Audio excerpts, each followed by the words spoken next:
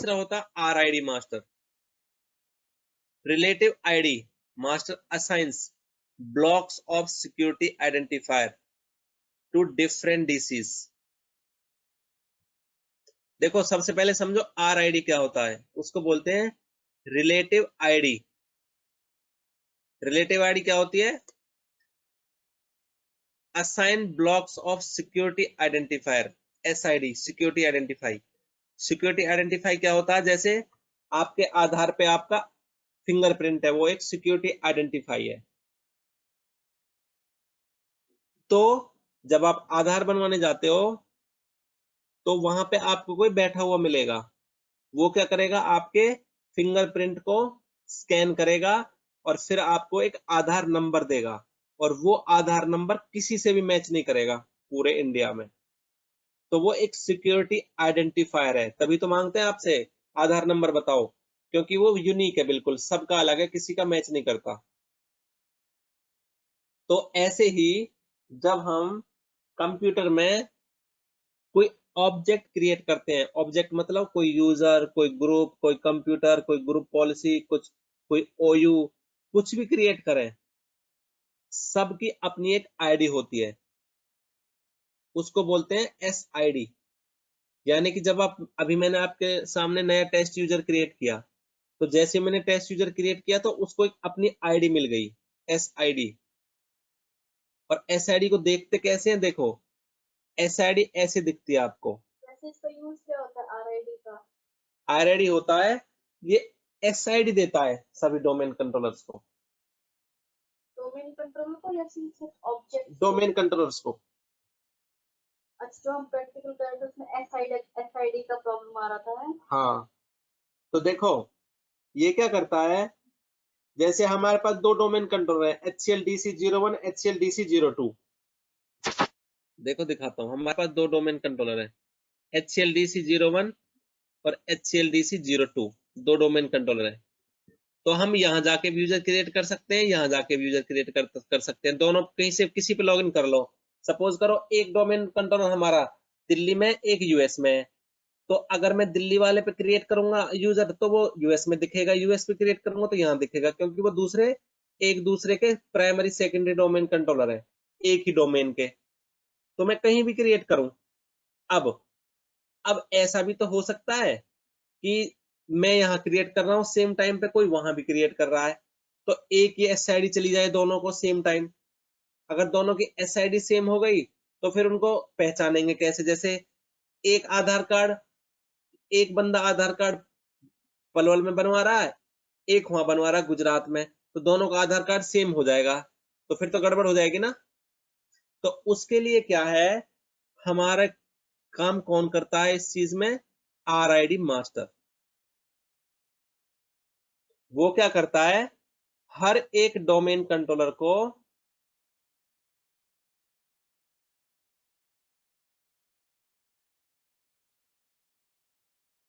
Assign blocks, हर एक domain controller को बहुत सारी आईडी के ब्लॉक दे देता है एक बार में ही। जैसे क्या बोलेगा, जैसे मेरे पास दो डोमेन कंट्रोलर हैं, DC01, DC02, तो ये RID मास्टर क्या करेगा,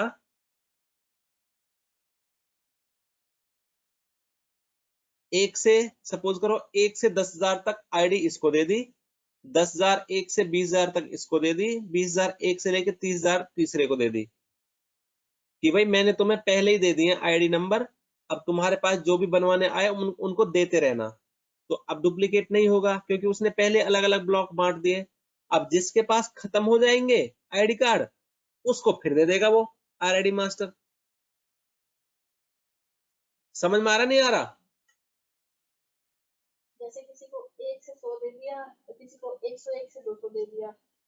हाँ हाँ, जैसे सपोज करो मेरे पास पांच, अब मेरे पास सिर्फ दो डोमेन कंट्रोलर है, एक US में है, एक दिल्ली में है। तो सेम टाइम पे US में भी कोई यूजर क्रिएट करेगा, दिल्ली में भी, तो हो सकता है SID नंबर सेम हो जाए। लेकिन उस चीज से बचने के लिए RID मास्टर क्या करता है, पहले ही ब्लॉक दे देता है उनको। ब्लॉक मतलब होता है एक सेट, तो कि भाई 1 से 100 तक तुम ले लो आईडी, और 101 से 200 तक तुम ले लो। तो दोनों को अलग अलग दे दी। अब दोनों यूजर बनाते रहेंगे बनाते रहेंगे बनाते रहेंगे। जिसका खत्म हो जाएगा वो फिर मांग लेगा। किससे मांगेगा? RID मास्टर से, कि मेरे SID खत्म हो गए हैं, तो मुझे और ब्लॉक दे दो। तो ये क्या करेगा फिर? जैसे 100, 1 से 100, 101 से 200 पहले बटे हुए थे, फिर उसको क्या करेगा, 201 से लेके 300 तक दे देगा इसको दोबारा। फिर जिसके खत्म होते जाएंगे इससे मांगता जाएगा। तो RID मास्टर क्या करता है? Relative IID master assign block of security identifiers to different domain controller they can use for newly created objects. तो जब भी हम कोई भी ऑब्जेक्ट बनाते हैं एक्टिव डायरेक्टरी में, चाहे यूजर हो या ग्रुप हो या कंप्यूटर हो या ग्रुप पॉलिसी हो या OU हो, जैसे देखो मैंने आपको बना के दिखाए थे यहाँ पे OU, ये सारे OU बने हुए हैं यहाँ पे देखो। Administrator, guest, operators, VIP users, computers का भी बनाया था, ये सारे OU हैं देखो, ये OU हैं, ये सारे OU बनाए थे मैंने आपको। तो जो ये OUs मैंने बनाए थे, जब नया OU में बनाऊंगा तो उसके भी अपनी आईडी होगी, जिसको बोलेंगे SID, सिक्योरिटी आइडेंटिफायर। तो वो सारे SID कहां से मिलते हैं डोमेन कंट्रोलर को? RID मास्टर से। समझ आया होगा? तो आगे चलें। Each object in AD has an SID। AD के अंदर हर एक ऑब्जेक्ट की अपनी एक SID होती है, and the last few digit of the SID are the relative portions. तो SID के जो लास्ट वाली आईडी के कुछ डिजिट होते हैं वो रिलेटिव होते हैं, रिलेटिव RID के होते हैं, जो ये देता ब्लॉक्स उसका। In order to keep multiple objects from having the same ID, यानी in order to keep multiple objects from having same ID, और सबको अलग अलग आईडी देने के लिए RID मास्टर हर डोमेन कंट्रोलर को privilege of assigning certain SIDs। तो RID मास्टर हर एक डोमेन कंट्रोलर को कुछ SID दे देता है जिससे कि डुप्लीकेसी ना हो। ये वही चीज है जो मैं आपको समझाने की कोशिश कर रहा हूं। तो 3 क्लियर हो गए। अब होता है PDC emulator. DC with primary domain controller emulator roles in the authoritative domain DC in the domain. The PDC emulator respond to authentication request, change password, and manage group policy object. And PDC emulator tells everyone else what time it's good to be the PDC. कितने role हो गए इसके PDC के? कोई बताएगा मुझे?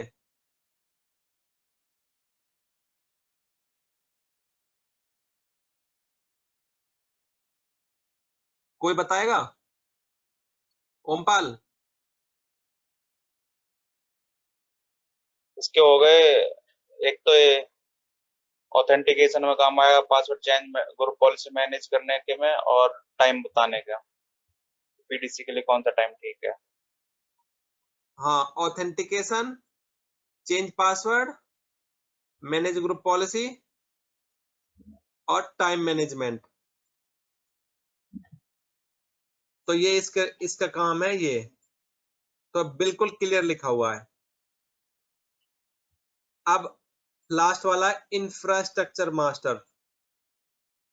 The infrastructure master role translates global unique identifiers, GUIDs, SIDs and distinguish names between domain। देखो जब आप कोई ऑब्जेक्ट क्रिएट करते हो ना, जैसे मैंने एक यूजर क्रिएट किया अपने नाम का सत्यपाल, तो उसकी आईडी ये है।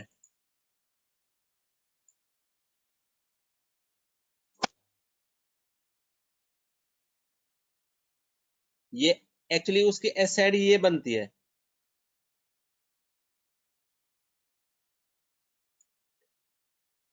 तो हमें दिखता है वहां पे सत्यपाल, लेकिन उसकी एसआईडी ये होती है जो मैंने अभी हाईलाइट करी है। तो इसमें क्या होता है, इसको आप पढ़ नहीं सकता कोई, तो इस एसआईडी को रिजॉल्व करके जो हमें नाम दिखाता है प्रॉपर तरीके से, उस नाम को क्या बोलते हैं, उसको कौन करता है उस काम को, इंफ्रास्ट्रक्चर मास्टर। अब देखो मैं एसआईडी दिखाता हूं इसमें।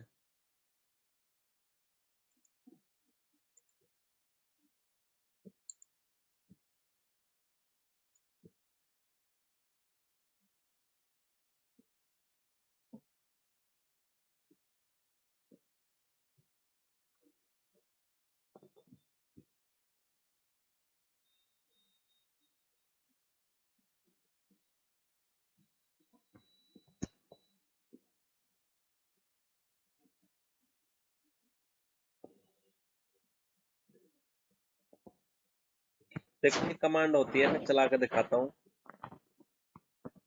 यही दिखा देता हूँ, यही चला के।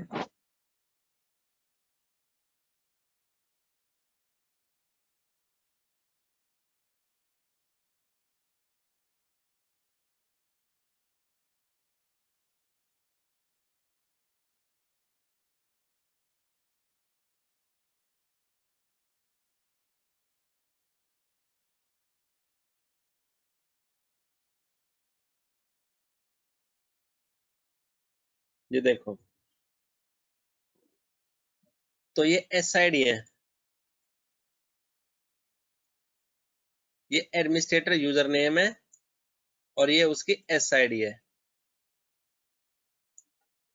तो ये कमांड है, देखो ये, इस कमांड से मुझे यूजर नेम एसआईडी पता चल गई। तो अगर मेरा इंफ्रास्ट्रक्चर मास्टर काम करना बंद कर दे, अगर मेरा ये काम करना बंद कर दे, ये सर्वर, यानी कि जिस जिस डोमेन कंट्रोलर पे मैंने इंफ्रास्ट्रक्चर मास्टर रोल कर रखा है वो डाउन हो जाए, तो मुझे यूजर जो है, यूजर नेम ऐसे नहीं दिखेंगे नॉर्मली जैसे यहाँ पे दिख रहे हैं, एडमिन अमित, गैस, हिमानी, जीतू, मंजू, सत्य, ये ऐसे नहीं दिखेंगे मुझे, मुझे वो ऐसे दिखेंगे, ऐसे। क्यों दिखेंगे? क्योंकि इनको रिजॉल्व करने का काम जो करता है मेरा इंफ्रास्ट्रक्चर मास्टर, वो काम नहीं कर रहा।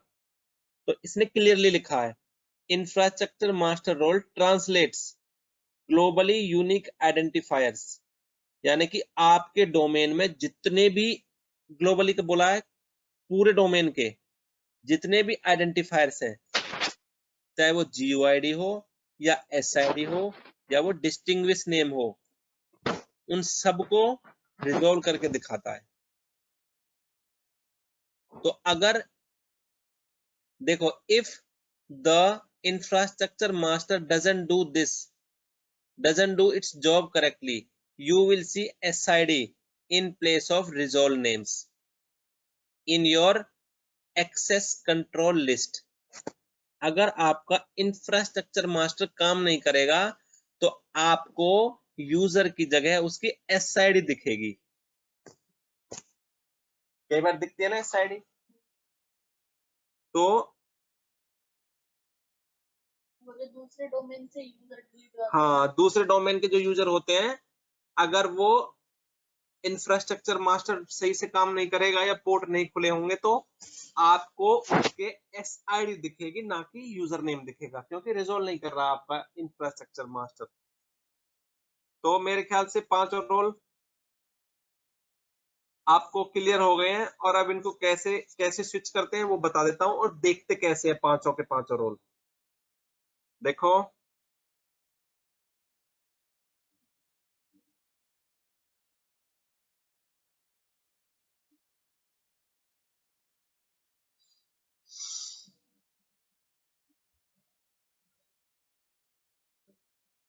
नोट कर लेना, ये मेरा डोमेन है, मैंने खोला था active directory users and computers.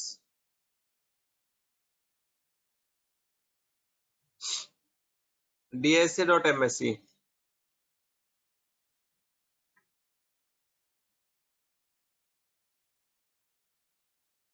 तो डोमेन कैसे देखूंगा मैं रोल, इसके ऊपर जाऊंगा, प्रॉपर्टी,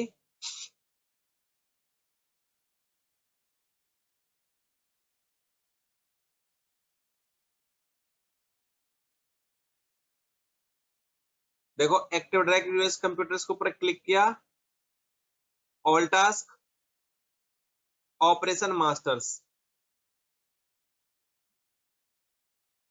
देखो आरआईडी कौन से सर्वर पे चल रहा है, HCLDC01, PDC HCLDC01, infrastructure HCLDC01। अब बचे मेरे पास 2 रोल, वो कैसे देखूंगा? तो अगर चेंज करने हो तो यहाँ से चेंज कर सकते हैं हम, जहां भेजना हो उसका नाम डालो और यहाँ से चेंज कर दो। पहले बता देता हूँ कि 5 रोल देखते कैसे हैं, चेंज करना बाद में बताऊंगा। बाकी 2 कहां से देखोगे?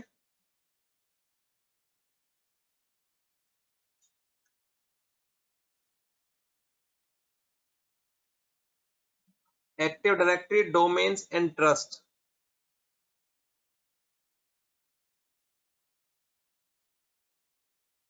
तो यहां से आपको दिख जाएगा डोमेन नेमिंग मास्टर। तो चार रोल पता चल गया आपको कैसे देखते हैं। अब आपका बचा स्कीमा। स्कीमा को कैसे देखते हैं, मुझे भी वो देखना पड़ेगा।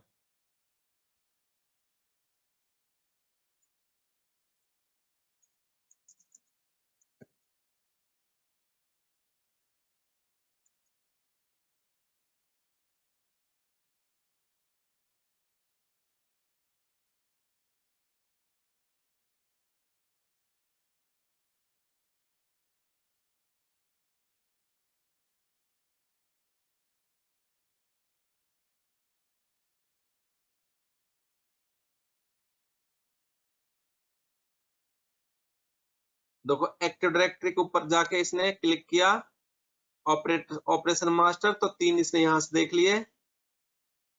डोमेन ट्रस्ट 1 यहां से देख लिया इसने, डोमेन नेम मास्टर। और तीसरा देखने के लिए आपको how to determine which GC health schema, initially you will need to register the corresponding DLL from run or command prompt, type the following command। तो उसके बाद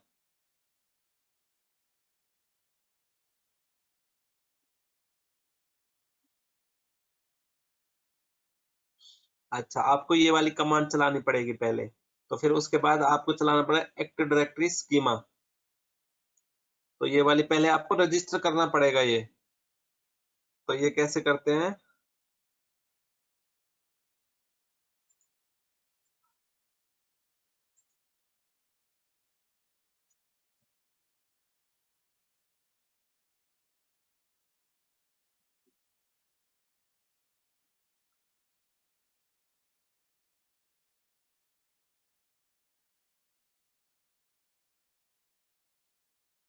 रजिस्ट्री SVR32।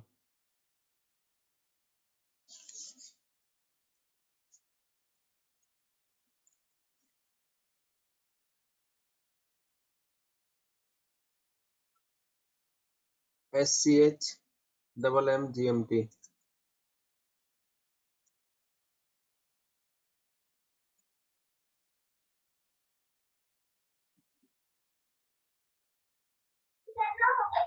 .dll 32 नहीं है।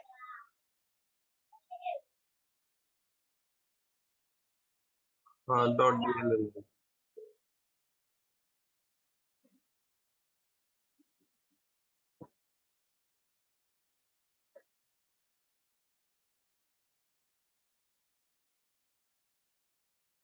देखता हूँ मैं किससे लॉगिन हूँ।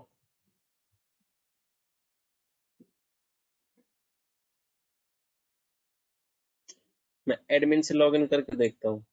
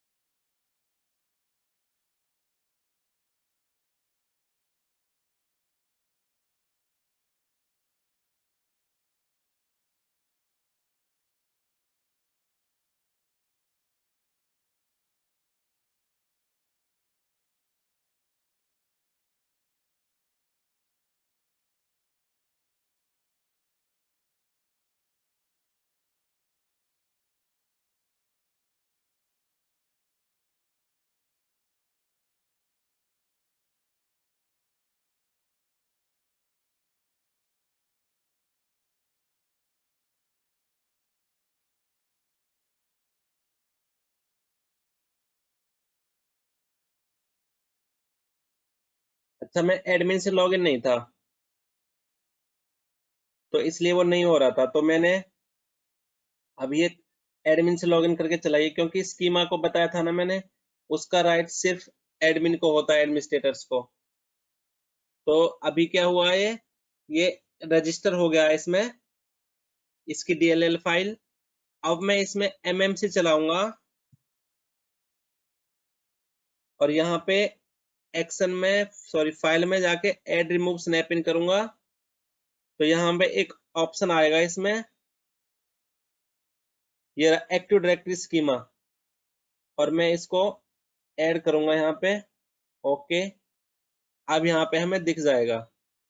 देखो यहाँ से आप स्कीमा को भी एडिट कर सकते हो, क्लास, एट्रीब्यूट्स। देखो अकाउंट से रिलेटेड जितनी इंफॉर्मेशन है ये सारी जाती है अकाउंट्स में, यूजर आईडी, ये सब यार, ये सारी चीजें क्रिएट होती हैं उसमें बाय डिफॉल्ट। अब देखो कितने सारे एट्रीब्यूट्स हैं, आप चाहो तो इनको रिमूव भी कर सकते हो और ऐड भी कर सकते हो, नया एट्रीब्यूट, नई क्लास भी ऐड कर सकते हो, क्रिएट क्लास। देखो, लेकिन इसको छेड़ना मत, ये बहुत ही क्रिटिकल है, पूरा आपका पूरा डोमेन कंट्रोलर आपका प्रॉब्लम आ जाएगी। तो इसको छेड़ना नहीं है जब तक कि आपको पूरा एक्सपीरियंस ना हो। तो अब हमें देखना स्कीमा मास्टर रोल कहाँ है, तो इसके ऊपर क्लिक करेंगे, ऑपरेशन मास्टर, यहाँ से पता चल जाएगा किसके पास है ये रोल। तो 5 रोल बता दिए। 5 रोल का मतलब क्या है, देखते कैसे हैं। अब ट्रांसफर कैसे करते हैं, देखो रोल को कैसे ट्रांसफर करते हैं। सबसे पहले सीखो कि ट्रांसफर करने की जरूरत क्यों पड़ती है। जैसे किसी डोमेन, अभी देखो, अभी क्या है, पांचों के पांचों रोल एक ही डोमेन कंट्रोलर के पास है। एक कमांड भी होती है जिससे आप पांचों के पांचों रोल एक ही उस कमांड से देख सकते हो। तो वो क्या कमांड होती है, देखो, वो तो मैं आपको GUI बता रहा था कैसे देखते हैं, लेकिन आप कमांड से भी देख सकते हो। ये देखो, netdom query fsmo, कितनी सिंपल कमांड है। कमांड प्रॉम्प्ट पे जाओगे